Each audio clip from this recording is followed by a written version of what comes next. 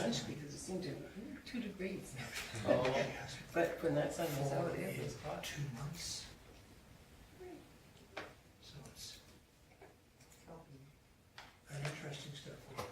It's an experiment. Yeah, right. This is very nice. Almost here, but easier. 7 o'clock, we'll call the meeting to order. Additions to the agenda?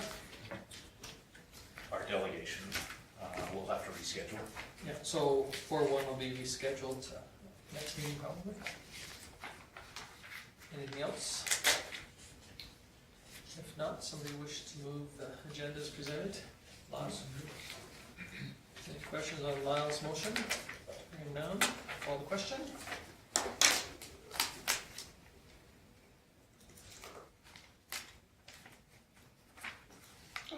You know what? I probably didn't log in. Lauren is not logged in. Sorry. I forgot what I I'll was wait doing. for a second. Okay. Can I log in from here? I'll be on.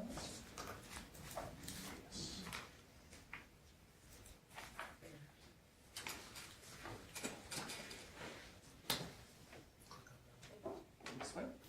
Right here? Scroll up to the top. Just go. There you go. Oh. Sorry, you did with that.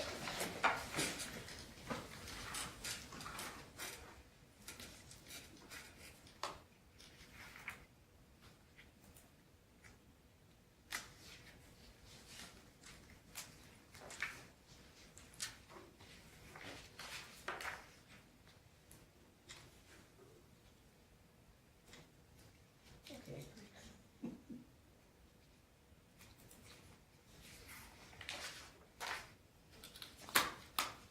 Will it come up on mine? You just refresh the second page. No pressure, we're all staring. And if not, Karen can, I can do it for you. if you're in favor. I am. There you go. Oh, there we go. Now I can. Okay, so we shall move on to the minutes of the regular meeting of April 8th. Any questions on that one at all? If not, somebody wish to do it. George Lee? Any question on George Lee's motion? Hearing none? I'll call the question.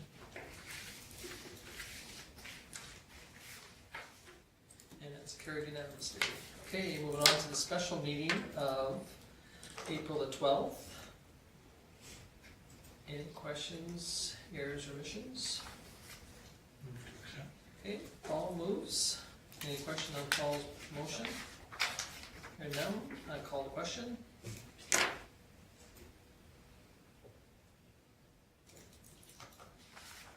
Again, carried unanimously. Okay, moving on to 5.1. Okay, the Vulcan retention, this is a letter confirming that Milo is wanting to exit from the group. Is this just for information? Yes. Yep. And, sorry, They have asked to add this to the agenda for the communications meeting, so there Okay. will be a discussion about it and a presentation. yes, Just curious, is this gonna affect the costs or anything for the remaining members of the? it could. Yes, but it's very minimal, it's Yeah. about $600. There is a question that Arrowwood might opt out too. And then there might be a question of Arrowwood's area around it for the county portion opting out too, because they have a clinic in Arrowwood now. Oh, right. And so, again, we're not sure, haven't heard anything from them, but anyway. Okay, So if this was, it's 628, they have to owe or something. And then it says there's an amount that's, an invoice that remains outstanding. Is that from a collection of, or a number of years? I would say probably is. Okay. I don't know. We're supposed to have a meeting once a year, but unfortunately, The outstanding from 2018 is they wait for the doctors to finish everything out for their year end, and then they give it to the county, and the county sends out invoices. So we don't get our invoice for 2018 until a couple months into 2019, is why there would be an outstanding balance. Yeah, it was just, the amounts looked a different. little out of whack, yeah. But if we're gonna talk about it at the communication meeting, that's good. Okay. Any other question on that one? Well, we'll move on to the letter from Fort Macleod, supporting the letter that we read from the MD of Willow Creek regarding the ambulance service and their support that there's seen a significant increase in first responders. Would there be any advantage to our sending a letter of support so that you have it from 700 small communities? Probably wouldn't hurt to a degree. I mean, it all supports the philosophy that there needs to be something done for rural ambulance service in the province of Alberta. I mean, we do have our stats that is supplied to us by the fire chief every month. You can see how many calls that the first responders are going to strictly from Vulcan area, like not knowing exactly what comes from, Milo, Loma, Arrowwood, Champion, Carnegie too. So we should be able to get those stats from the county too. Well, I think we should make a motion to administration to Draft a letter of draft the support. letter. Okay, so Paul moves that we draft a letter of support for the MD of Willow Creek. I just think it would have more impact with a whole bunch of communities saying, hey, we have a problem. Right. So would you want Kim to put in our stats into that letter? Like Fort Wouldn't Macleod hurt. did put any, but that doesn't mean that we shouldn't. It just says that there is an increase, but. This should come from the mayor, so we'll draft the letter and it'll come from council. Yeah. And it's not that Tom doesn't write good letters. No, I don't. But No, our job is to draft a letter.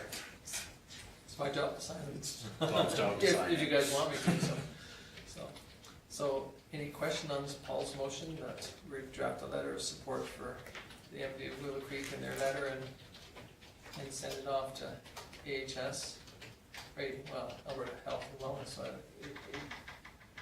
Yeah, AHS. it's to the deputy, not to the minister. The minister's Yeah. changing, but the Right. deputy Yeah. probably isn't. And In the wording of the motion, we'll include on behalf of council. any questions on that motion? Hearing none, I'll call the question.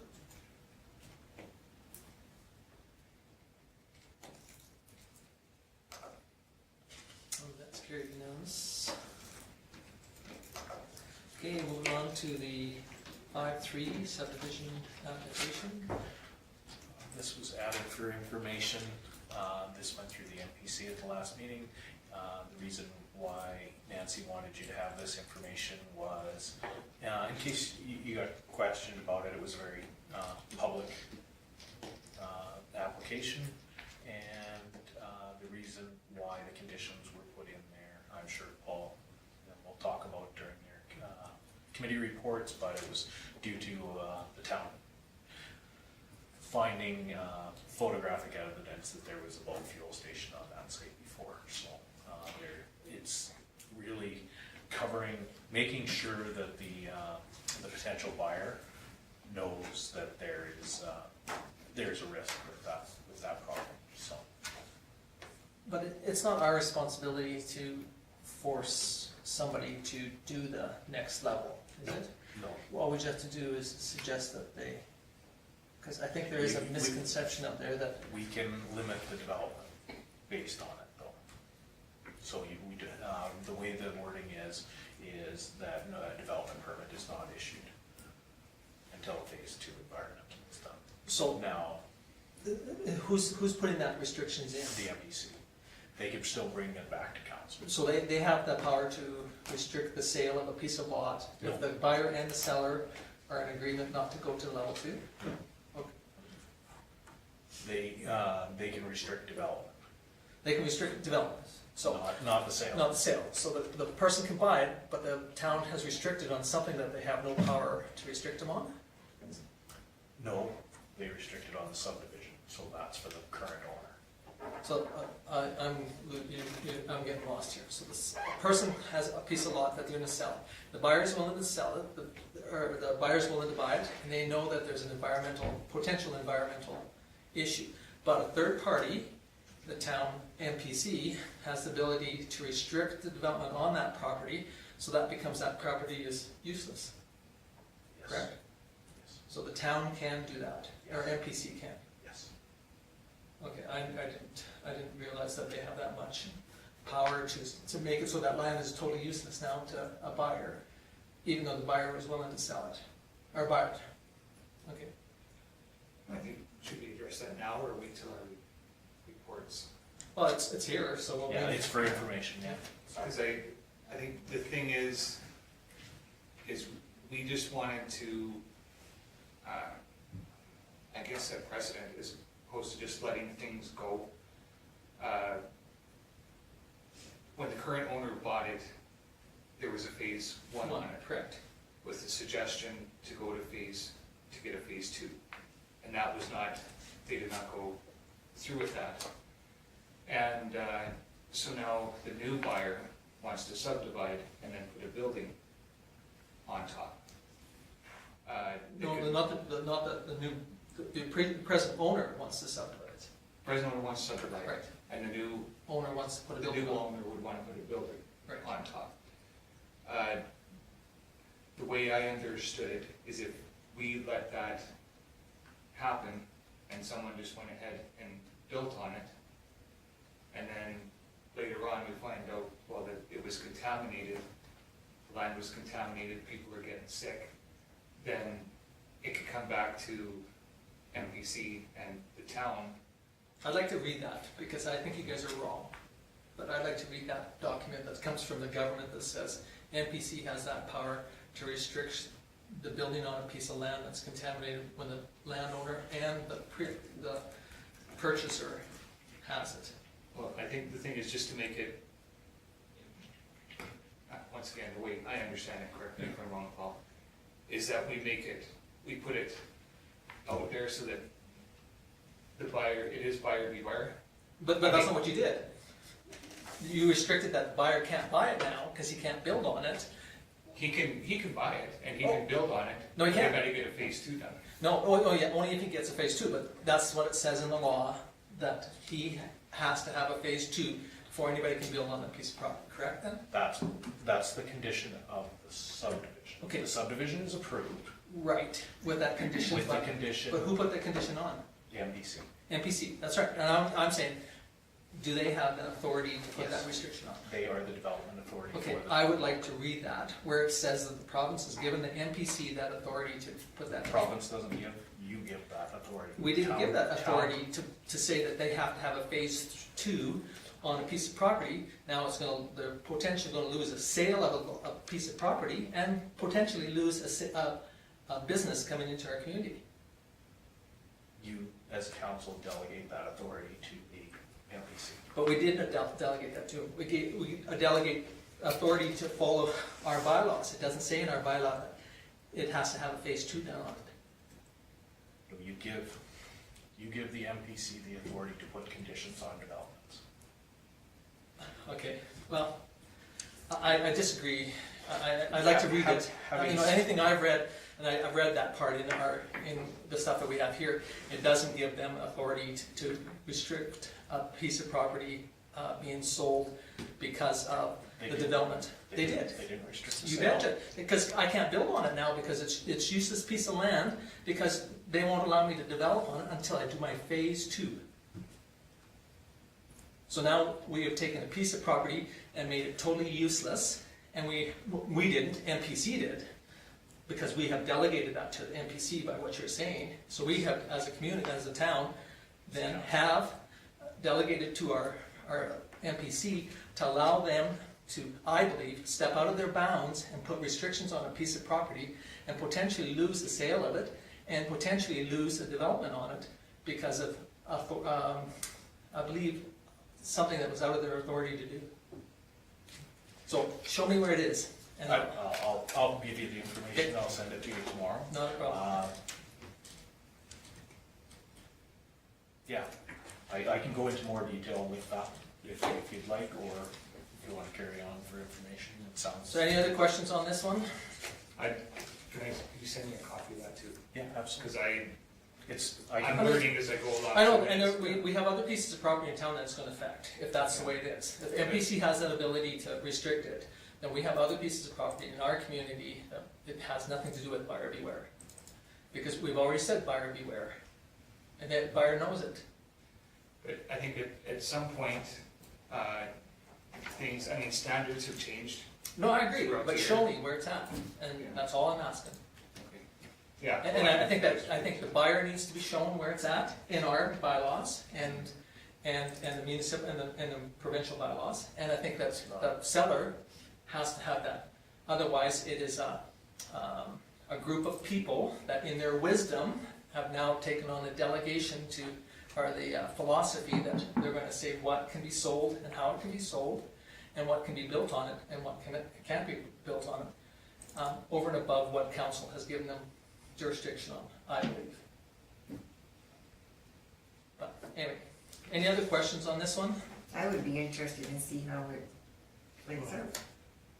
I think it's going to play out quite differently. I had a conversation with a potential buyer after the MPC meeting. I spent a good couple hours talking to him, and just beyond this conversation of who has that authority, the MPC does have that authority to restrict development.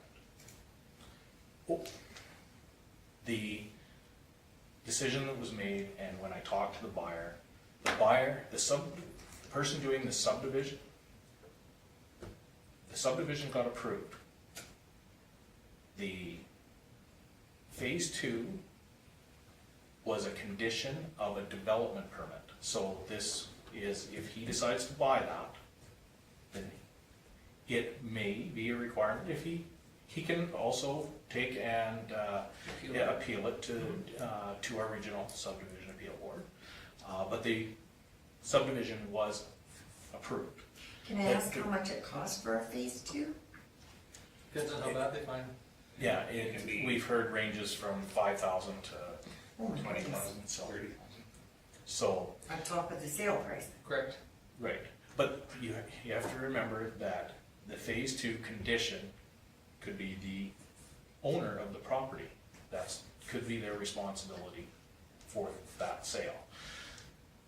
The reason from the planning commission, and who gave quite a bit of advice on this, the reasoning that was given for this when it went to that meeting was the reason why the phase 2 was suggested is to make the owner aware that that is on that property.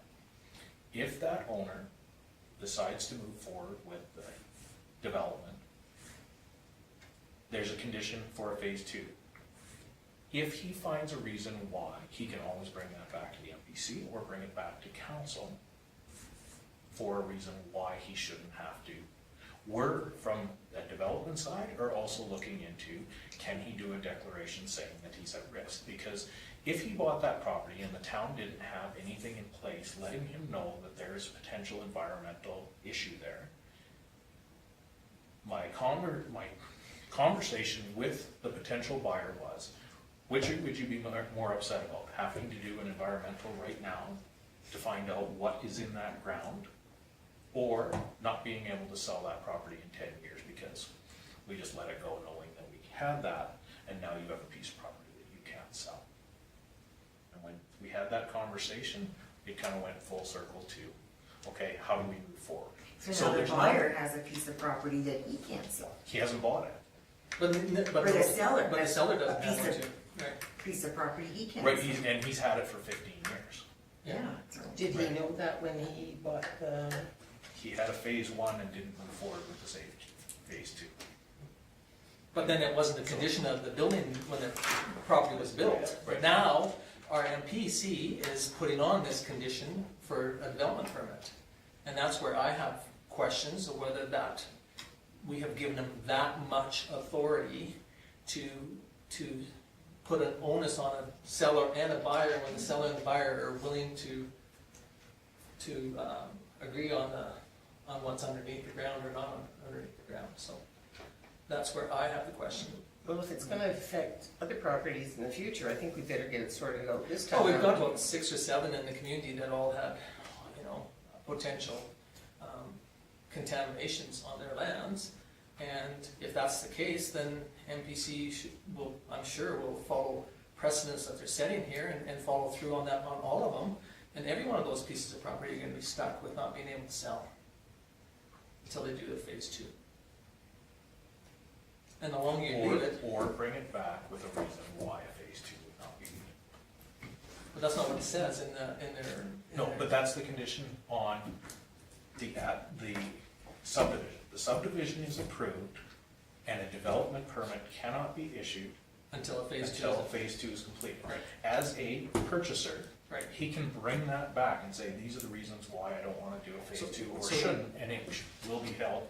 So he'll have to appeal the decision of the MPC then, correct? No, the subdivision is one entity, Right, no, I understand the that. development is another. But you said that the subdivision was approved, It was.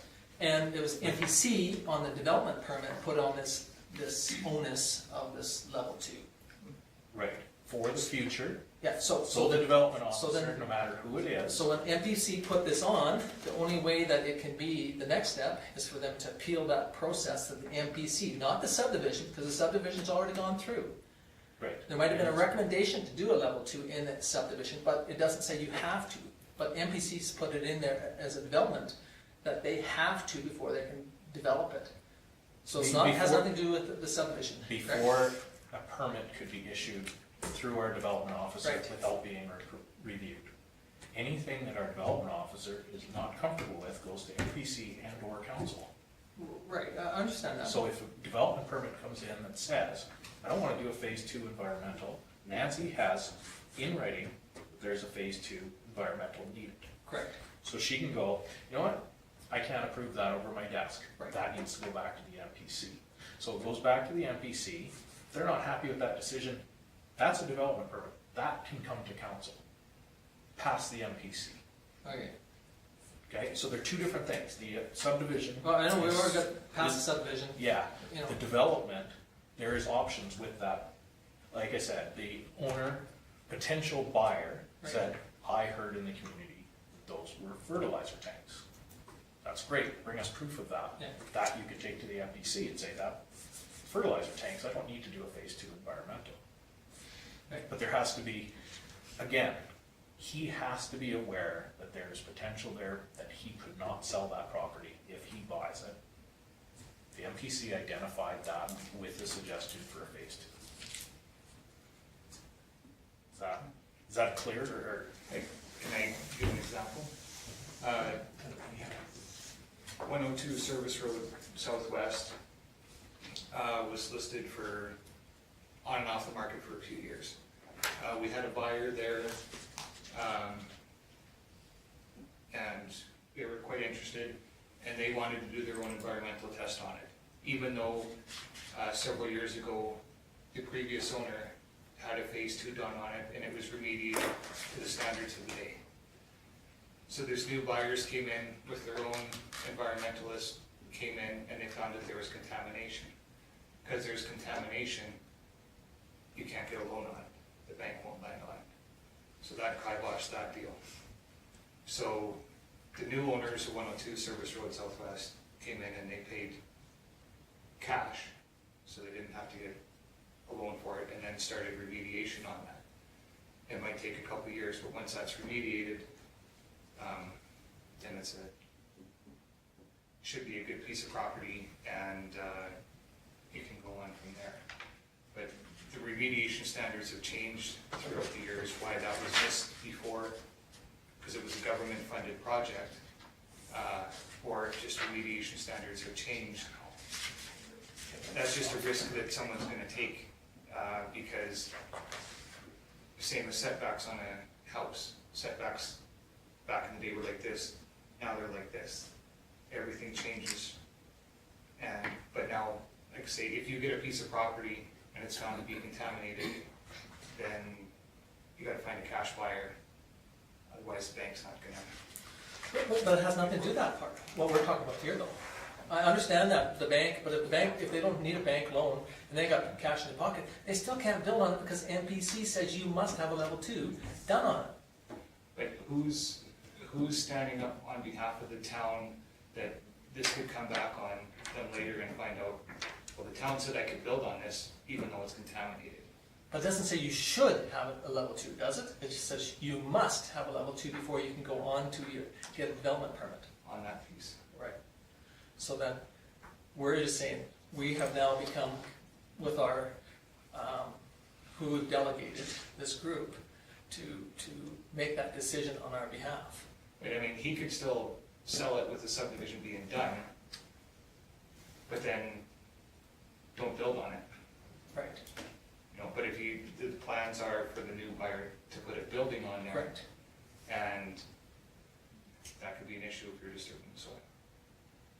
Okay, anyway, I'm sure there'll be more information come on this, which Yes, hopefully will. there will. And, you know, I hope it's shared with both the seller and the buyer, because I know that the buyer now is looking at property outside of our community because of it.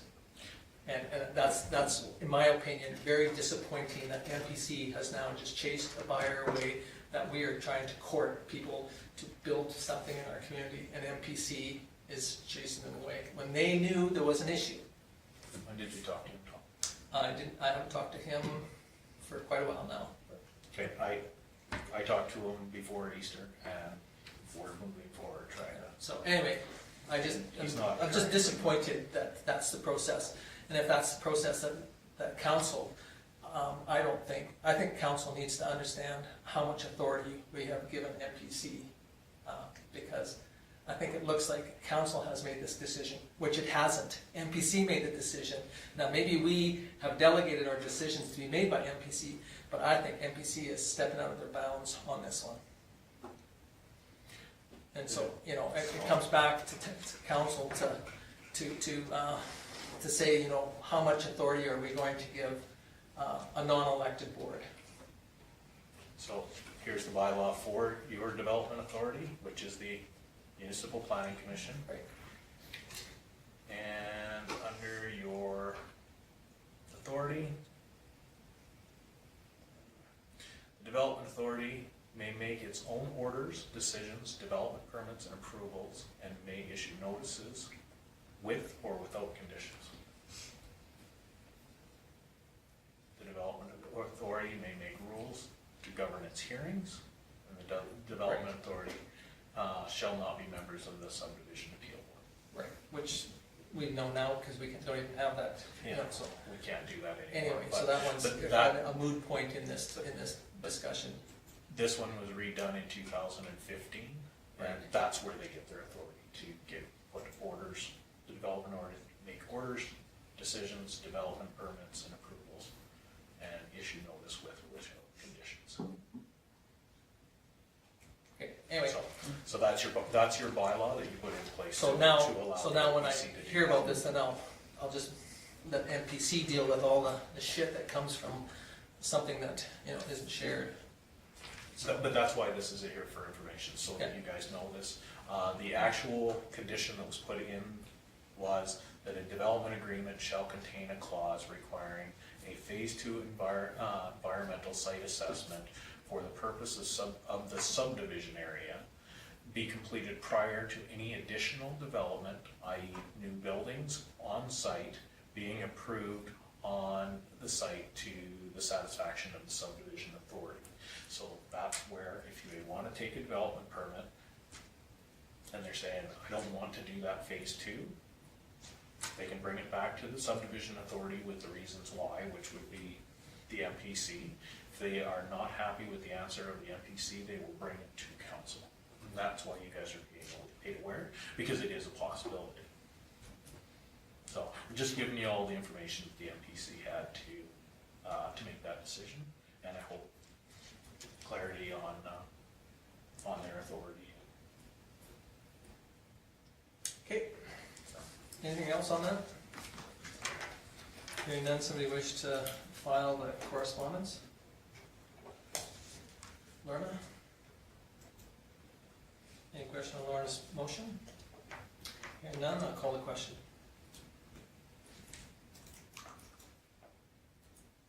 And it's carried.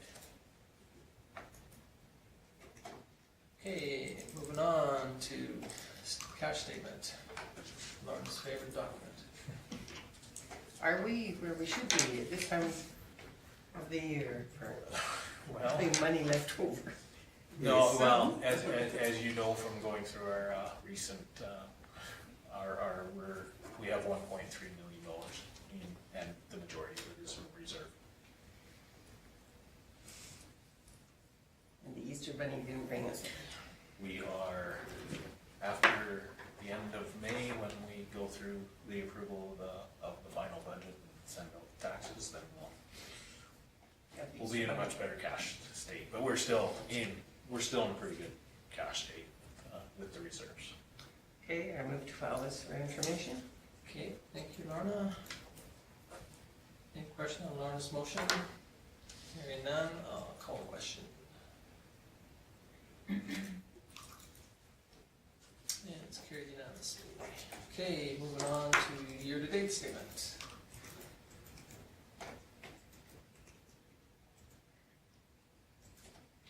Similar to Lorna's question, are we where we're supposed to be?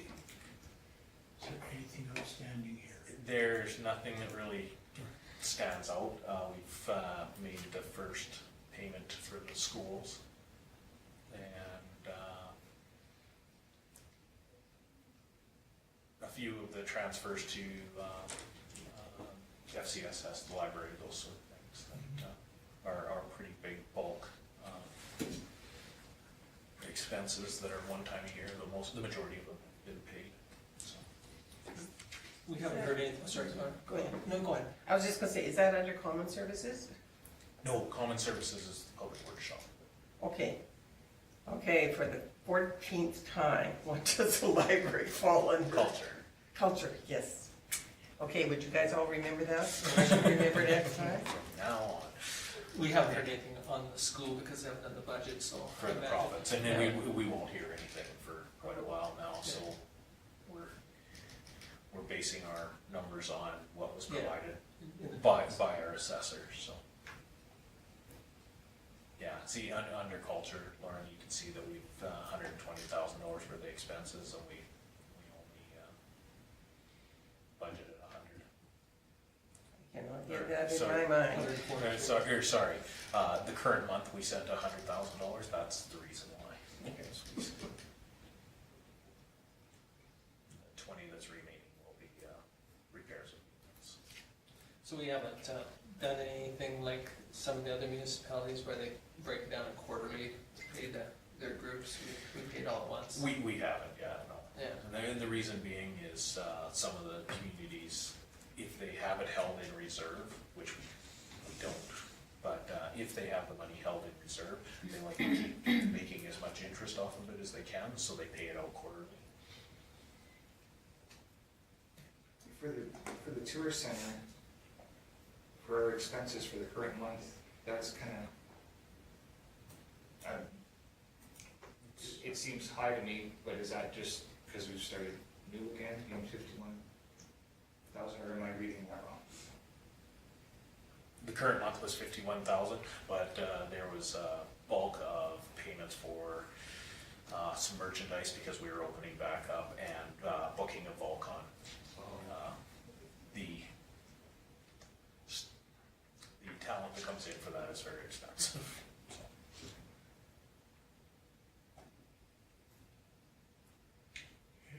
Okay, Move this to receive for information.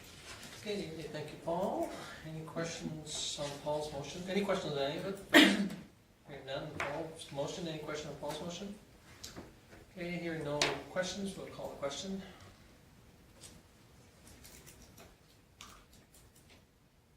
And it's carried unanimously. Okay, thank you. Moving on to bylaw number E-03, cat traps. So, based on the information that we got about the Heaven Can Wait not being able to just take every cat that would potentially get dropped off at the town office and not having a place to take them, we put the question out to the SPCA, different groups, about what different communities do. So Greg went through the policy, went through some other communities' policies, and then received feedback from the SPCA about some wording. So this is basically amending the policy to allow people to still use the traps, but if they use the trap and catch a cat, they're responsible for finding shelter for it. So, which is what the majority of communities do. It's the days, and this feeds back to the conversation that was had when this policy was re-looked at in 2017, turning a blind eye, sending traps out, turning a blind eye, and not caring what they're being used for, makes you just as liable as, so. This puts this in there so that there's 3 legal options. The cat may be released with the hope that the experience deters, may be returned to the owner if known, or the cat be turned over to a recognized rescue shelter. And then included in the policy, we included all of the current shelters that could potentially take the cat. And it's because if council's interested in making this amendment, then the removal of all the impound information would go away. Our old policy allowed us to hold the cat for 72 hours, and if it didn't have a place to go, we would have it destroyed. So what's stopping people from taking these cats out in the country and just, Well, the bylaw says you can't do it, so The policy, so as long as you don't get caught? I guess so. but that's what we were trying to do, because this is what brought this all forward, is we lent a trap out 2 years ago, and somebody came in and said that's what they were doing.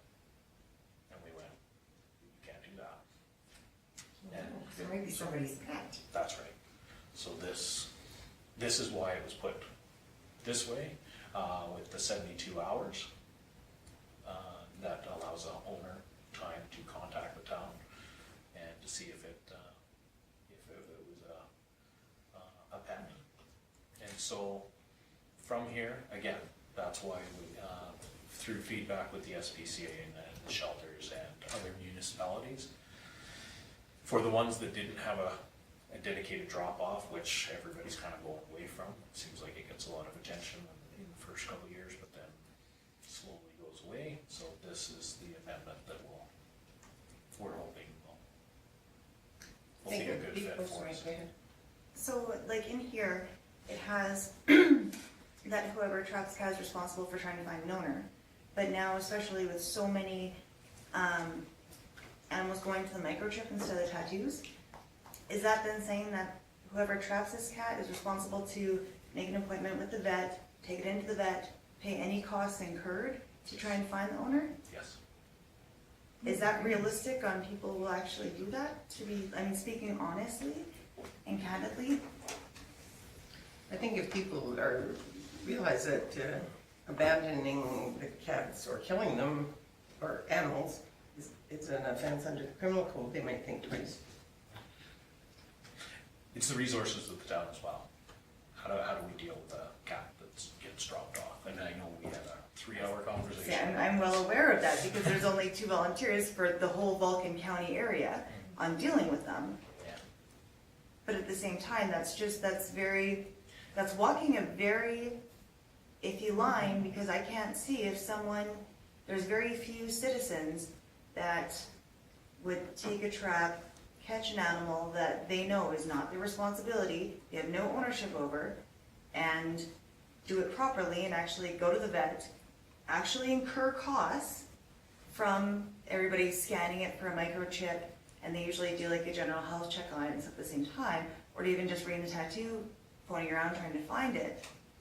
Like, I just find it very hard to believe that the majority of citizens would go to that instead of, unfortunately, we have a long history and it really sucks, but every summer you always get local farms coming out and bringing in animals that were dumped there because it's a very unfortunate reality, but. So to answer to that end, the town's responsibility, making sure that when the trap goes out, that they get used humanely and for the purpose that they're supposed to, again, trying to find that owner. This is why this agreement is signed with whoever borrows the trap. Trap number, time, and then in the bottom is the date that it's returned, the condition that it was turned in, whether the deposit would be returned, whether a cat was trapped, if yes, how many, and then where was it dropped off. So you just put no on the trap. That's, Nothing was caught. but Yeah. from a municipal standpoint, you have done your due diligence. If they lie to you, they're gonna lie to a vet, they're going to lie to, and that's why we make them aware through the policy that abandoning animals is an offense under the criminal code, which our peace officer can deal with if he suspects that there's been abuse or people are driving him out. All he has to do is prove it, and then they can be charged under the criminal code. But at the same time, how do you prove it? How do you prove a negative of, okay, they say no, there was no cat trapped, well, how is that going to be actually legitimately enforceable when, and that's kind of that leaves a really big gray area of. But I think that's it with any of our bylaws or any rules. I mean, the speed limit tells you you can only do 100, how many people only do 100? You know, you have to anticipate that you will set the parameters and most people will live within it. There was gonna be some that aren't gonna do the 100, they're gonna travel 105 or 110 or 100, whatever, and take the chances of getting caught. So I think that's what Kim is saying here, is our bylaw person is trying to give us as much due diligence to protect the community. And From a municipal standpoint, we have to have the proper tools in place to make sure that people are aware. So that's making them aware that abandoning is. And this is probably better Sign- than what we had. Is this It's perfect? It's 100% better. It's not perfect. And again, it could come back, you know, as we find that it's working or not working. How, But- in what sense better, meaning, We didn't Well- have a policy before. I know, but, and that's what would happen is they'd keep for say 2 hours and then instead of destroying them, would actually call usually Angela or I, and then we would try and find a shelter in the area to take them. Right. So everybody got good, happy homes, and I understand funding. But there's, and the inside cost, the man hours for doing that are substantial, should that be the responsibility of the town. Right. Or putting it back on the people that are using the traps. Which I do understand, like, but I also, there's a difference between getting a speeding ticket and someone's pet gets dumped in a river. Or, you know what I mean, which unfortunately is a very, I would love to say that it's uncommon, but, and that's kind of, and yes, I understand from a municipal and even a legal standpoint, but from a humane standpoint, that's a very Our, fine pol- line our, to. our policy still has all of the components where the peace officer can go out and make sure that the traps are being set properly. That they have permission through this policy for entry into the yard. If you sign this document allowing, that allows the peace officer to go into your premise, inside your property to check the traps, making sure you're not leaving them out at night. All of those things, that's where the town does the due diligence on our end. Again, to answer your question about the what ifs, this is what we do with our traps. There is nothing saying that you can't, that these same people aren't going to TV Mart and buying a $12 trap and doing exactly the same thing. From a municipal standpoint, we're trying to do everything possible to make sure that any cat that is caught in our traps is treated humanely. Without trapping him ourselves, there is no way to guarantee that. We're not gonna put the resources, well, I'm not guessing that we're not going to put the resources to go out and trapping ourselves. We don't have the resources to drop them off anymore at a specific shelter.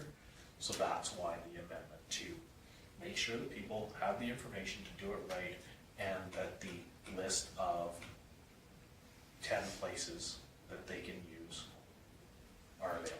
But previously, like, and I understand absolutely, I mean, the town, it's not the town's responsibility, nor funding wise should it ever be having to go and set traps yourselves. But even when you're talking about transporting them, it was always Angela and I that drove them to High River. So like the town wasn't transporting them. Oh, Justin did quite a few. He did quite a few trips to High River. If I understand the logic behind this, the unfortunate thing is, town traps are probably not going to be used because it throws the entire financial obligation on the ratepayers. I trap a cat, I bear all the costs. Yeah, why bother then?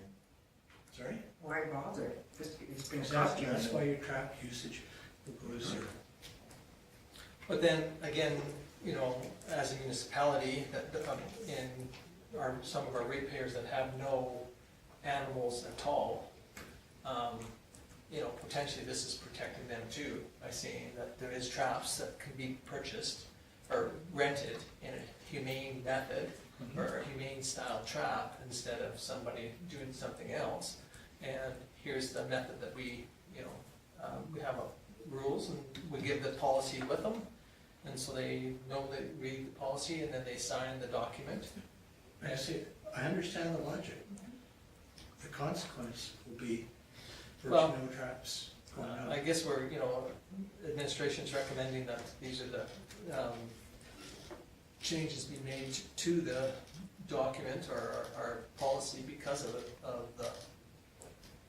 And really it comes down to, we don't have a place to take them right now, plain and simple. That's why we had the conversation with Michelle when we did. We got told that, we got told, well, try here, well, try here, well, try here. And again, from a municipal standpoint, we can't have people just dropping cats off and say, you try to find the home. That's where the people that are trapping them should be responsible for. And the cost incurred with that depends on your vet. I know Eldon will scan for nothing. Yeah, well, which is great, except for it's not Eldon's anymore, Well, as of Monday or last week, I think. right, but being, yeah. being a small town with a veterinary Yeah, clinic, hopefully that would be, that's that conversation. It's scanning, there is nothing in here to do an assessment on the cat. That was when we impounded it. If we were gonna hold it for 72 hours, we had to take it in, and there was costs involved in that. We had to get them scanned, we had to do the assessment, making sure that they could sit there for 72 hours. If they sat there for 72 hours and we weren't sure if it was a pet, then we had to determine whether the cat should be put down or not. That, you know, and that's what was gonna put us in a bad spot with not having a place to take these cats to. Roughly how many traps is the town giving out now? Given, Well, like lending or renting them. last year, they were at the beginning when the cat network thing was, they were gone out all the time. Through the end of the year, they didn't go out hardly at all. It's been rented out twice this year, and it was by the same person. it made a big difference, if I remember correctly, just putting down, saying a $20 deposit. And as silly as that sounds, that little change, from my understanding, made a big difference. And also too, and I completely understand from volunteering with it, is it was a very different story when Heaven Can Wait, you know, in High River was helping us out a lot. Like they actually donated $10,000 to help us kind of, as well as the town money that council had put towards it to help sort of get things under control. And unfortunately they had, for cost reasons, they had to shut down their adoption center that they had in High River, move it out to their property outside of town and consolidate that way because of, so now they're dealing with less funds, less space, just as many animals. So that's part of, I know, the challenges of, before it was really nice. Kim out of Heaven Can Wait was amazing, and she, you know, did so much working with the community and helping us out, but that's just not an option anymore. So I know that, and I understand that it swings a whole different challenge, but Yeah, and like I said, we just didn't know, that's why we had the meeting. What are we going to do if somebody drops off an animal here? Because our policy right now, the way it sits, says take the trap out, have it back here by Friday. If you got a cat, bring it here. We can't, We don't have the facilities don't or the have- resources to, we don't have the means to deal with the cats anymore because our agreement with Heaven Can Wait has changed. They said, when we developed this policy, they said every cat that you capture and gets dropped off comes to us. They've said they will not do that anymore. So we had to amend the policy to figure out what we could do. We checked all of the other shelters and they all said yes, but we're not going to dedicate that you bring everything to us. Check availability and we'll let you know. That put up a red flag to us. What if somebody takes this thing out every day and brings back a cat every day? Eventually availability is going to go away and we're going to be put in a position where we're euthanizing cats. Our peace officer wasn't comfortable with that, with it potentially being someone's pet. so any concerns with the way the wording is, or do we want to change it, or do we want administration to take it back and redo it, or are you prepared to accept the changes that are being recommended to us by the peace officer and administration, or? Wonder what somebody would do with this cat if all these places said they were full, then you're stuck with this cat till an opening comes up? Or just release it, it says the cat may be released in the hope of the The experience deters them from doing it again. yeah, That's So number to one. terrorize the cat and hope he doesn't come back. yeah, put in a cat and beat The the cat, heck out the of it. cat can be released in the hope that the experience deters. Yeah, so I mean, And using the example, we have one person in our community that their neighbor's cat is an issue. If they take the trap, they know it's the neighbor's cat. So they can trap the cat and walk it over to the neighbor and say, please, that trap was set up humanely in my yard. Please keep your cat. so I think it's an opportunity to move this bylaw in a positive, or policy in a positive manner forward. Or if you wish, we can, again, like I said, ask administration to come back with something different, or, The wording that was put in red, these two clauses, 2.7 and 2.8, they were right out of the SPCA flyer, their pamphlet that they have for trapping cats. I don't think this is the right answer, but I think it's the best that we can do for right now. Maybe because the reality is that there's no room. We don't have anything like that. Would I like to see it something different, because I can see people doing things they're not supposed to, but if this protects, They were doing that before. yeah. yeah, And this is why we put the policy in, so that you as council know that if that trap goes out, they've signed that declaration saying that they're going to use it humanely, and this is how they're going to treat that cat if they catch one. From a municipal standpoint, that's your due diligence for protecting, making sure that the other solution is to not have traps. right, that is another solution, we don't have to. I mean, we can say, we'll get, all that would do is eliminate a couple pages of it, doesn't stop the first part of the policy part, Again, traps are available at PB Mart for $30. or whatever. And people can use them however they want. Yeah. If they want to use the town ones, Yeah. this is how they'll use them. I think this is all boils down to education of people, you know? And I mean, I guess if I lived next door and someone's cat kept coming over and they kept bringing it back, should that not be my education to make sure the cat didn't go? I don't know. But I personally think it's move, forward. Like I said, might not answer all the questions, but,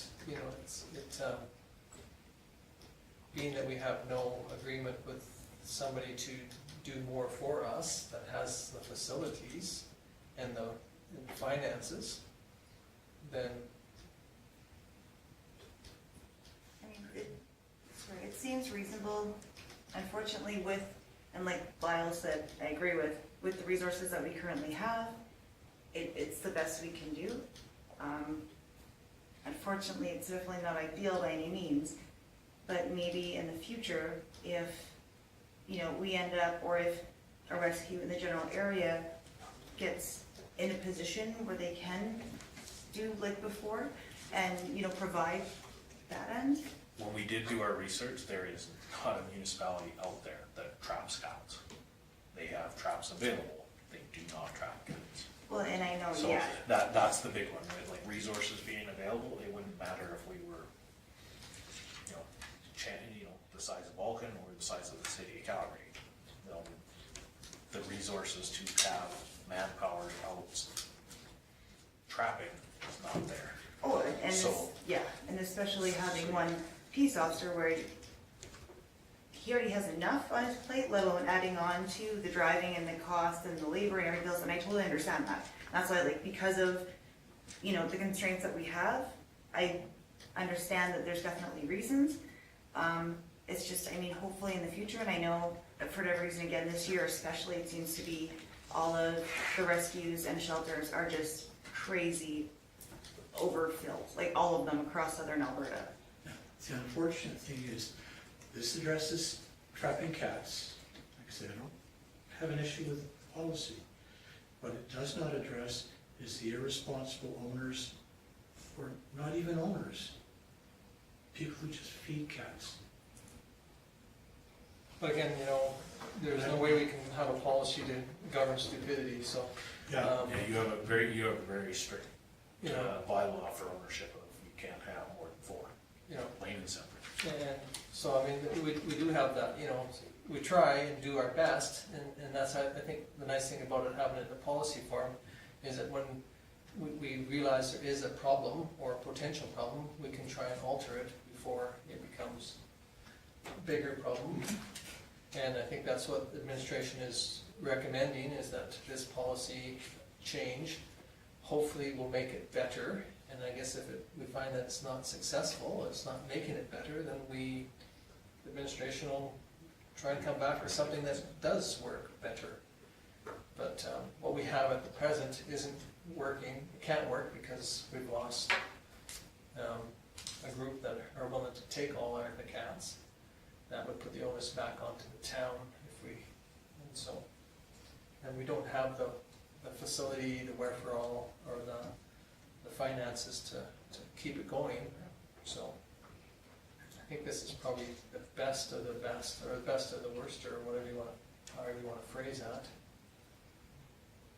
So does somebody wish to move forward, or do you want to recommend it go back, or what's the?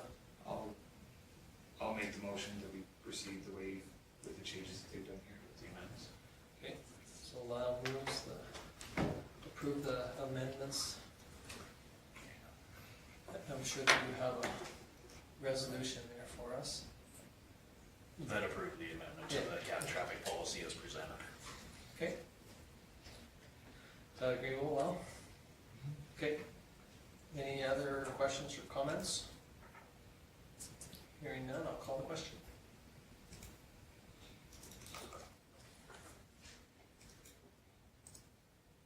It's carried unanimously. Okay, moving on to number 8, the one which is the Vulcan community request for, or Rodeo community request for the Bridget Mitchell Memorial Park hill removal. So council has already approved the removal of the hill. As the report says, the resources for the committee didn't line up, and they weren't able to get it removed when they thought they could. So they're asking for help in removal from the Public Works Department. So if council's in agreement with that, you can put together a motion that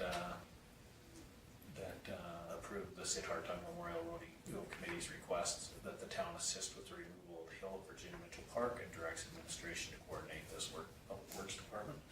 I talked to the Public Works Department, and the county had made arrangements with the Rodeo Committee for supply of gravel, and they were kind of interested in the dirt. Stu said that they are still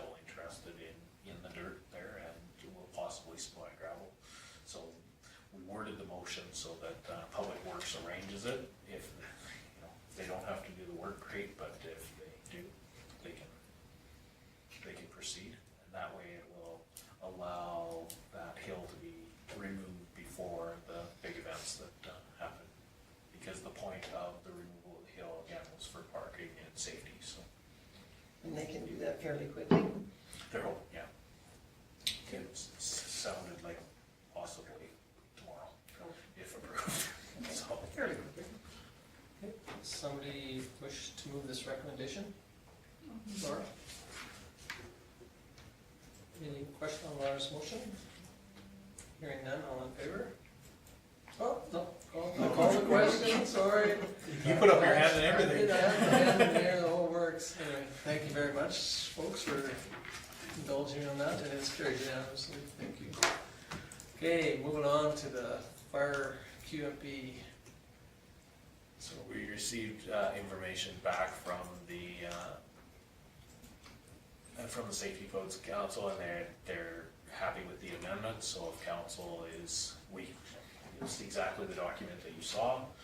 If you're continue to be happy with it, we need a motion for the CAO and the mayor to execute the documents and send them to Safety Codes for final accreditation.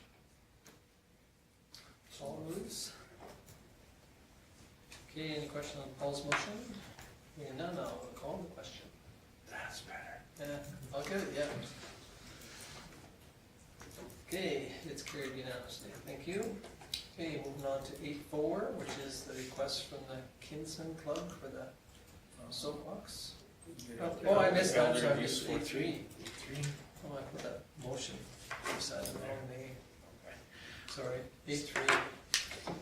So as part of the presentation that Ruth was going to make, was going to ask for permission to put purple ribbons with information about elder abuse. We've done similar ones for different groups in the past.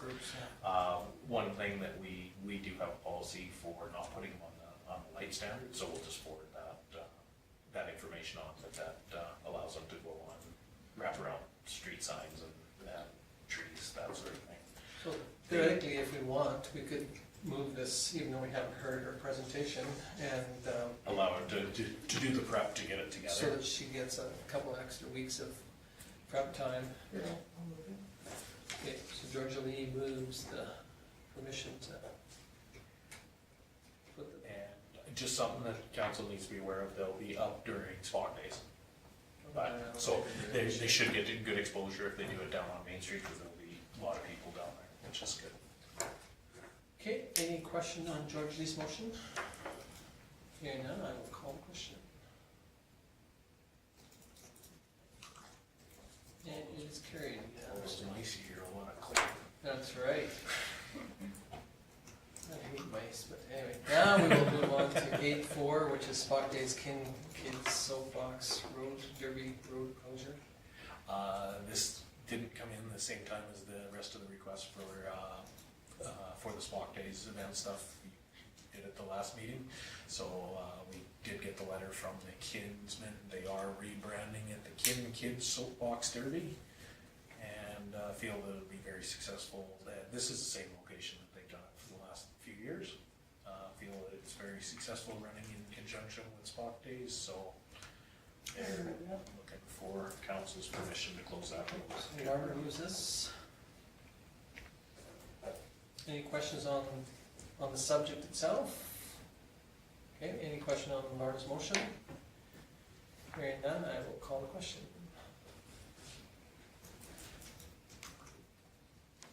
And it's carried unanimously.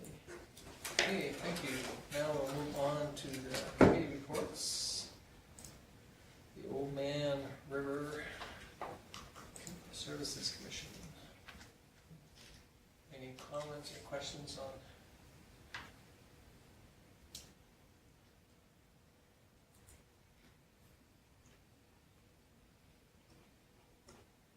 Okay, Do want to point out that Lyle's very diligent in getting these to us. We get them about 15 seconds after they send them out, so. well, that's good. It's much better than I am. Did they send them to you too? I get them, but Karen doesn't, so when you send them. Okay, because I keep sending to you, I'm like, hope against these, but No, it's always good that if you forward them, because it's easier to delete them than not have them at all. Okay, any question on that one? Okay, hearing none, I'll move on to the 9-2 Vulcan Recreation Committee. You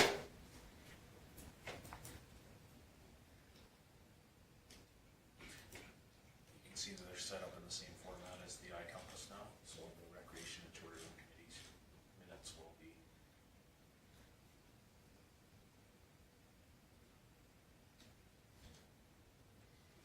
Okay, any question on that? Okay, hearing none, we'll move on to the Canadian Badlands General Meeting. I see that our 2 representatives made it there.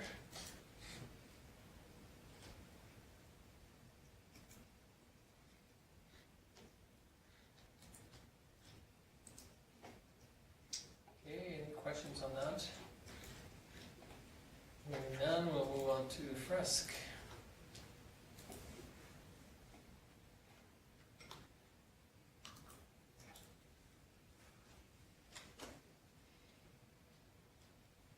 And you'll notice you got the press minutes in quite promptly this time, because I did ask her to kick them out early. Thank you. Okay, any Well, questions? they're coming along 4 months behind. Well, you know, it's something, you know, like for mine, sometimes I get them, but it's my delinquency of not forwarding them to the administration. So sometimes it's not mine, it's my fault, not the fault of the group, but, No, we've all been there. okay, any questions for that one? All right, we shall move on to FCSS draft minutes, I guess.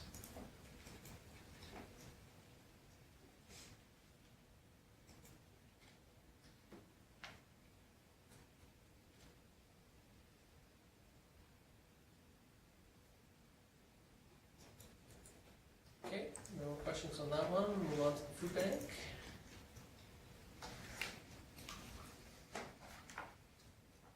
I have a question for George Lee on this. Could you just ask them to put who's present at, I know. I was just noticing that I too, was yeah. just thinking I'm sure it's the same people that were sitting at the last meeting, you just turn over, but Yeah. probably if you ever had to send them on their own. Or if there's ever an audit done, then Yeah. say For the society for the itself. society itself, because they're 2 separate groups. Yeah, yeah, I I think, just asked. I think they'll start looking better because Jen Formsley is taking over as secretary. Okay. So I think the minutes will start. Okay, no, that's fine, I just happened to notice that. Sometimes too, you know, part of our problems too is that, you know, we need to almost pick a agenda style and stick with it from group to group to group, because sometimes that makes it a lot easier too, because then you leave that spot and you kind of remember, it says membership or whatever. Okay, any questions on that one then? Thank you, Ron, for that. Okay, moving on to the Vulcan Regional Response to Elder Abuse Council. A mouthful. It's getting shorter. I was gonna say, it's slowly getting there, their fancy new change name. Letter shorter. Rid of a bunch of C's and filled it in with R's. Okay, any question on this at all? All right, somebody wish to move the correspondence? There's one cause, it's committee reports, committee sorry. reports. Thank you, Lowell. Committee reports. Okay, any question on Lyle's motion? Hearing none, I will call the question.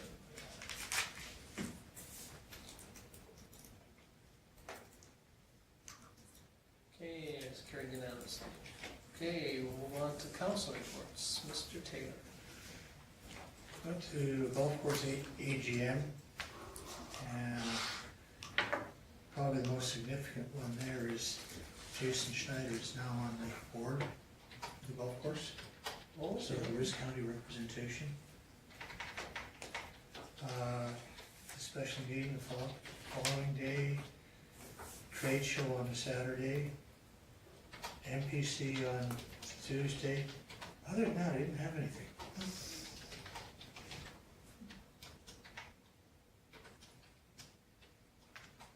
That's it for Paul. That's it for me. Any questions for Paul? Okay, hearing none, we'll move on to Ms. DeVolt. I did the special meeting on the Friday, and then I was at the volunteer supper on the Wednesday. I won a gift card from Esso. Yeah, that looks a little fixed. Doesn't matter, I got it anyway, so. And that was about it. I have FCSS this Thursday night, so that's all I have. Okay, any questions from George Lee? The only thing I have is, maybe it's not a question, but it was a point that somebody made to me at the volunteer supper when the rep board gave out the Ron Pelham Memorial, or Ron Pelham Memorial. It had not, they never said anything about Ron Pelham. It was just an award. It didn't say what it was for, none of the history on it, and they were quite offended.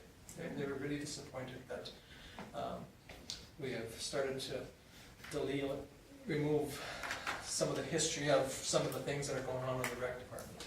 That's the second Did it thing. usually give a little steal on? Sometimes they had, you know, and you know, this person even suggested that maybe that we start promoting that we, and again, I don't know if it has happened or not, sending out the personal invite to all the people that were past recipients of it, you know, so that, you know, they can highlight and say, oh, well, you know, so-and-so that's here was a past, you know, recipient of the award.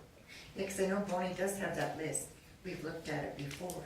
Yeah. And it had, it's even on the list, it had people that have been nominated. He didn't Oh. get the award, Yeah. but the year that they were nominated for it and stuff like that too. So, Anyway, that was just a, you know, something that somebody recognized and were quite disappointed, so.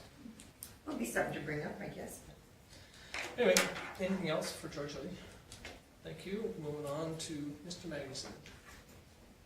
I was at the special council meeting, and I was also at MPC, and I went to the trade show. I went at 2 different times. I went in there in the morning, and there was quite a few people there. It was quite impressive. And I had to go list the house, and then I came back afterwards, and it was a little quieter. But there seemed to be really good response. I think it was well done for the first time it's been done, and I don't know how long. So just heads up to, or hats off to the chamber for doing that. I was talking to Michelle earlier, I don't think they got the financials back on that or the final results, but maybe you'll have that. I just checked and I haven't heard anything yet, so. That's all. Okay, any questions for Lana? Okay, moving on to Ms. Thomas. I had the tourism committee. We worked on our mission statement, updates on the bird of prey. I wrote down the mission statement, but apparently that paper got left on the table at home. I was also at the special meeting. I also popped into the trade show, and the people I talked to said it was great up until lunch, and once everybody needed lunch, things died off. I don't know how it picked up after lunch. Library board, the next stepping into art night is on the 10th of May. $20 a person. You get, last time we had 7 or 8 different tables for people to try different crafts. Amazing food, a glass of wine for $20. You can't go wrong. The Reading to Build Communities has requested our help in trying to find a grant to help proceed with their program. It's not a huge one, they're only looking for about $4,000, so I think we're gonna try and help as much as we can on that one. And that's what I have this last couple weeks. Any questions for Lana? What was the date of that art night? May the 10th, it's a Friday night. Okay, thank you, Laura. Oh, you're welcome. On to Ms. Roddy. It seems like it's been so far away now. The chamber put on the political forums, one in the afternoon, one evening. We were lucky enough to get 4 representatives that had come out, and the afternoon session they did with the high school kids, and it had awesome engagement. The attendance was really good. The kids did really well, asked a lot of really awesome questions. Even in the evening, had a really good attendance. Yeah, well, everybody, I think from council was there as well, which was really awesome. And then on the Friday special meeting, and on the Saturday, the trade show and tourism, I was there on the Saturday afternoon for that shift and then takedown, and it was actually really steady up until they shut down at 4. So it was really nice to see, like, there wasn't, talking to some of the other vendors that were there in the morning as well, they said it was just really steady. Like, they had a couple little lulls, but especially for a first time in Vulcan and kind of that sort of That's not endeavor. really the first time. We've had trade shows in Vulcan. Or, well, sorry, the first of that kind with that group that has put it on, I should say. Because Sherry Poole was kind of the one that had spearheaded it for this time.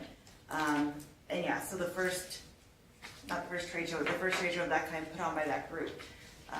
So that was really, really awesome. It had a good turnout. And then also on the Monday, I had around the 15th, the victim services, and same thing, going through reviewing policies and stuff like that, because we're reviewing all of our policies and evaluating them, kind of coming in fresh this past year. So a lot of our standard meetings are going through, going over policies, that kind of stuff, reviewing or making amendments as needed. And then the 16th was the Vulcan Regional Response to Elder Abuse Council, so now the VRREAC. And we're going through, and after sending out the MOU and confidential agreement and stuff like that to all the municipalities and different organizations with the RCMP, as well as like AHS and Rowan House and so on and so forth, everybody got it approved from their agencies, so now they're sending it through AHS Legal, and then that'll be the last kind of hoop for the final kickoff, which is really great. And kind of the change for name, also this week, they'll be looking on, we're applying for our society status and getting all that paperwork done. So because of that, you know, we had had to be either a, I think it's like society, council, club, whatever's the certain ones for that. So we were the council.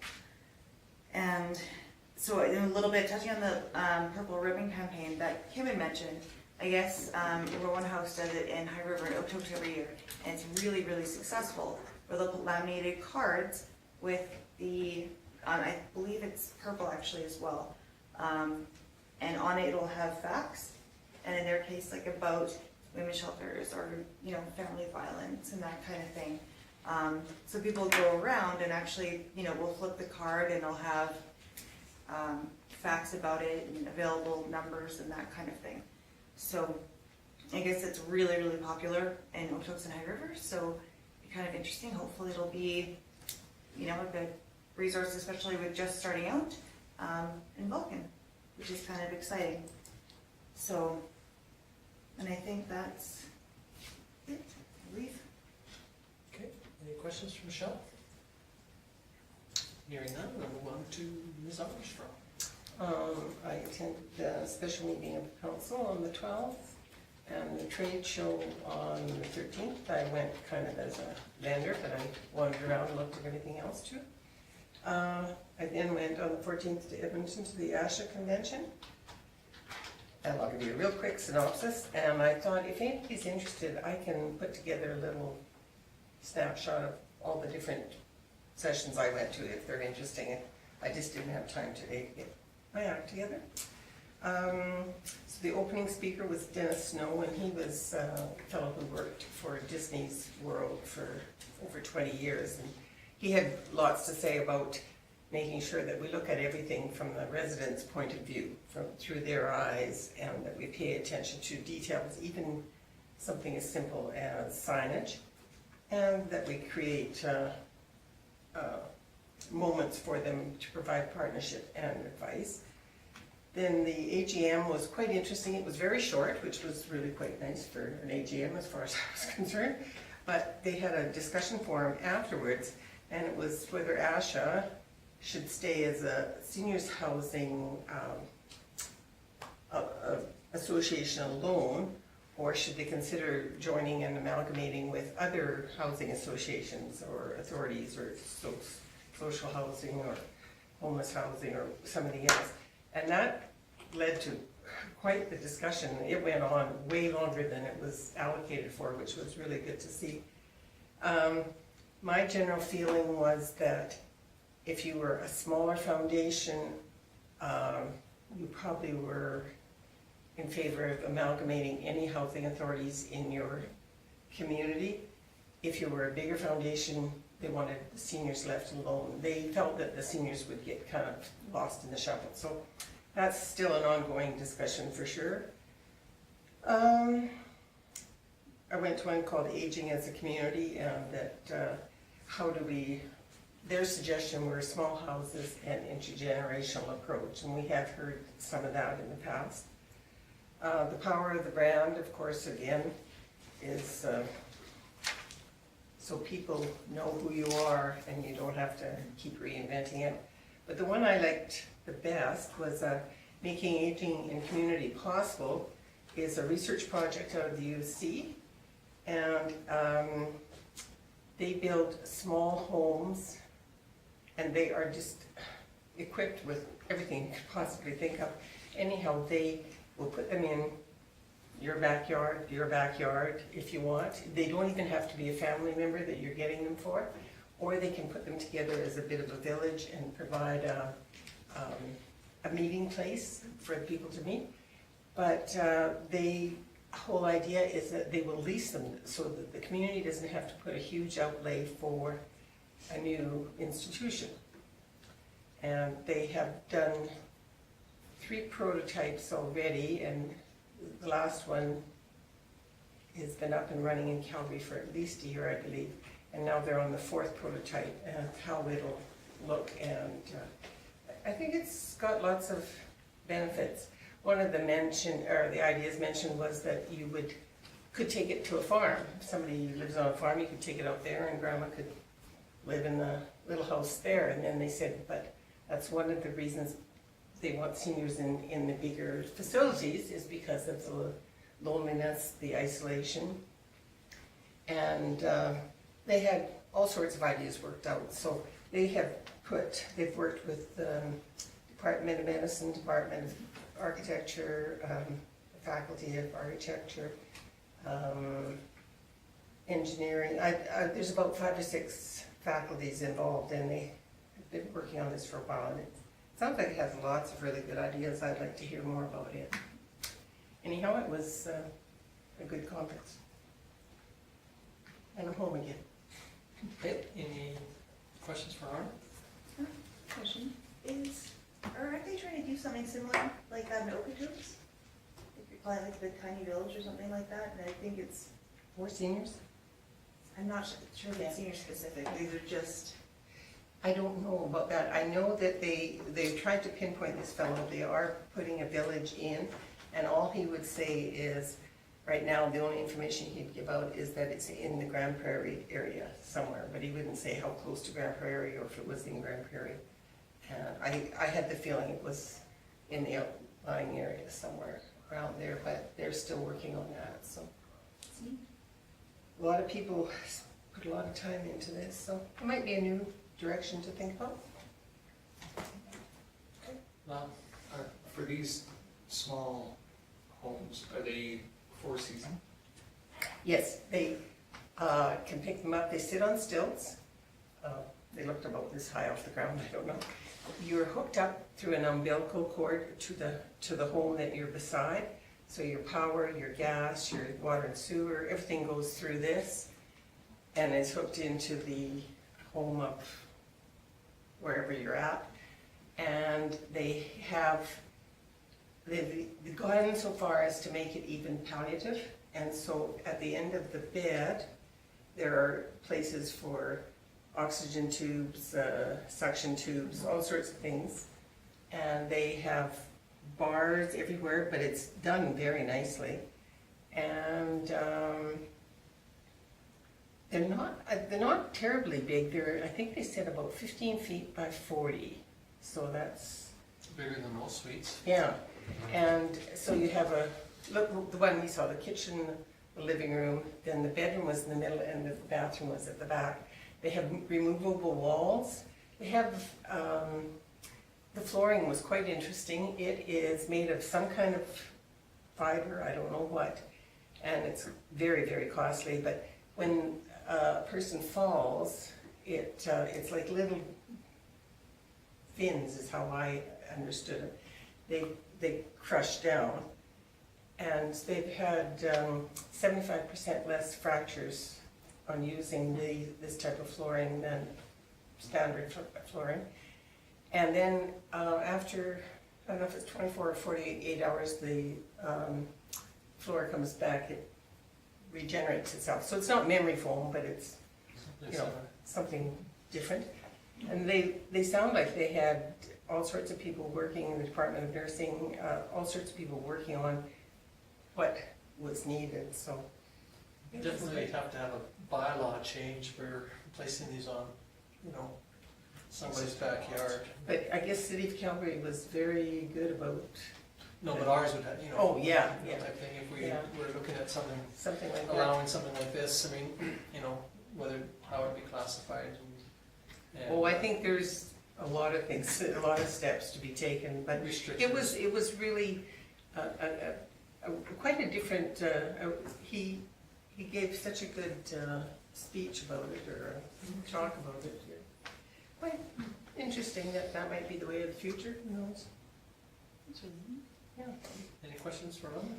Any more? Okay. All right, now we'll come to me, I guess. So, I spoke to mostly about the Tango meeting that we had at the special meeting that we had, so don't have much to bring up about that. I think Tango's supposed to be coming back with something next week, isn't it? Wednesday. This Wednesday? Oh, okay. So, yeah, and that one was done by teleconference. Went to the political forum. I wasn't quite as enthused as Michelle was, but I'll tell you about that some other day. We went to the meeting about the proposed expansion or use of the Virginia Mitchell Memorial Park. And there was another one where they changed the name from the Virginia Mitchell Memorial Park to something else. And then, of course, this special meeting. I went to the trade show and wandered around, and sat and visited with Lauren for a bit, and a couple of other vendors, and went to the volunteer meeting. And that was about all that I have. But this week I have a waste meeting tomorrow night, and then a hospital restart meeting on Wednesday. So that might be the reason why I thought I had 2 meetings on Wednesday, because that Tango one will be one, but I'll probably go to the restart meeting instead. And then SEWA meeting on Friday, which will be here in the town office, so if anybody wants to come, there'll be somebody, there'll be in the town office or in the council chambers from 12 o'clock on. I think that's about it for meetings that I've attended. Any questions for me? I do have a question for you folks. I've been asked if I would let my name stand for chair for SEWA, which will come up in the May AGM. And I guess I'm going to ask for council's permission to see if you will allow me to let my name stand for SEWA. So I guess we don't have to discuss it at this meeting, but just to give you a heads up that, you know, I was asked to let my name stand. So if you've got some concerns or questions about it, you can either ask me directly or, you know, mention it to Kim, and We'll put it on the agenda for the next meeting. yeah, we'll put it on if that's okay. But just to give you a heads up so you can think about all the bad things that, you know, could happen because of it. But anyway, any comments or questions? If not, somebody wish to move council verbal reports? Laura? Okay, any question on Laura's motion? None, I'll call the question. Carried unanimously. Okay, moving on to the activity reports for Mr. Oh, So, pretty much everything from the last meeting except for the, of course, the street closure, and the assistant from the peace officer for the, sorry, Porch Fest. And that will come off when it's done. And the only one from outstanding previous was the development agreement. We've got it, the draft. And it will be coming back, hopefully fairly soon. okay, any questions or concerns? Wow. Just a question on the second one from the top. Yes. September 26, 2016. I guess I have to go back and look at the motion, but it just says,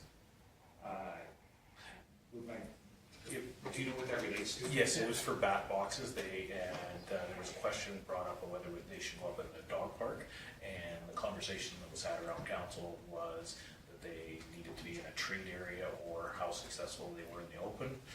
The golf course put some in the open area and some in their treat areas, and they were going to put together the success of them or not, and to date we haven't. Asked them a couple times and they weren't sure, so their board kind of haven't been asking about it, so it's tough to give us an answer on whether they're successful. The ones, we did hear verbal feedback that anything that's out in the open, the bats won't go to, because there's nothing else there for them, so, but we haven't got anything official. Yeah, And the Stu, only other concern too was down there with the bat boxes was the trains going through too, whether that would affect the, you know, the bat. whether they would actually roost there or anything Yeah. or not. So I mean, it was, you know, again, it was kind of a neat thing, because, you know, try and keep down the mosquitoes and. And that year, when it got brought up, the golf course had installed, boy, it was quite a few that they did. And so we were gonna feedback off them to see what their feedback of the ones in the open area. How are they gonna govern whether it's successful or not? Like, I mean, You look at the poop underneath, oh, is that what it is? Okay, I don't know, I mean, but my understanding is it sometimes takes 2 to 3 years or longer To get them established. to get them established. So that's why it says that they, at least a year's information, and we keep the dialogue up, but we definitely don't have enough to come back to council and say yes or no, make a recommendation on whether they should go out there for sure. So but that's the purpose of the bat boxes to control mosquitoes. Yeah, That's why the dog park wanted them. yeah. Everybody was being eaten alive down there. We thought bats would be good. So, okay, and, yeah, so that one's gonna be on there for a while. The one from, the other one from 2016, we're waiting on them to purchase equipment, so that could be a long time. We have all of the. He's working on it. We have all the approval from Alberta Environment. He has to do his submission to them as well. So. okay, any other questions on any of those? Okay. You want a motion on You know, that? you can We'll do both. both at once. You can receive them for information. Sure, sounds good, thank you. Okay, moving on to the CEO report. Mr. Bob. You all had a chance to read it. Really, the formal meetings probably the most. Met with for the IMDP. We got the final amendments pretty much put together. Hopefully, it'll be coming to council. I believe June. We're doing the first draft and then do the open houses. Again, same information as last time. We'll do the open houses separately. The HDR Tango, again, we talked about that at the special meeting. Pretty quick update, the RC Strategies VMMP study, I attended all of those, every one of them there, and there was 3 and they were all distinctly different, so it was really good. The special meeting of council, we've put that information and started on the budgets. We're waiting on the financial statements for that. And then Trinus assigned us a new account manager, Dave was our account manager, one of the owners, and he's stepping back. While they did their big updates, he started working from home and apparently started to like it, so decided he wasn't going to go to the office as much, so we have a new account manager. And we met. I was kind of worried when it said their new account manager. I thought, Yeah, what are you trying to tell us? No, and honestly, it's just Dave cutting down his hours. No, I was thinking more in the building here. Oh, no. And I thought, oh, I didn't Janice, know she was gone. you're No. giving me a hard time. Oh, well, Janice comes in every day and tells us now that her pension's matured, she comes because she wants to come to work. Well, Which is good, because as long as she Yeah. keeps coming, that makes me happy. Means we're doing something right. We, through the regular business, unless there's any questions from council, we're, most of it is very straightforward. okay, any other questions, or any questions, I should say? Okay, if not, we could use a motion to Also, accept both those. Thank you, George Lee. Any question on George Lee's motion?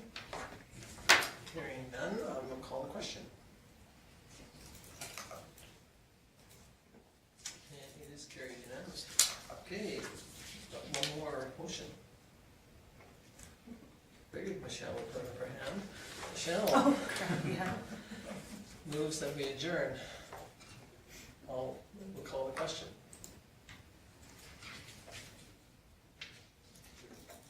Okay, it's carried unanimously. Thank you very much. Log off, I guess.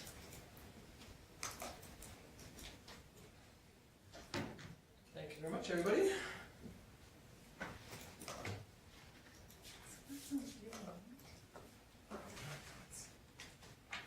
That wasn't handled, eh? Really cool too, that you're able to do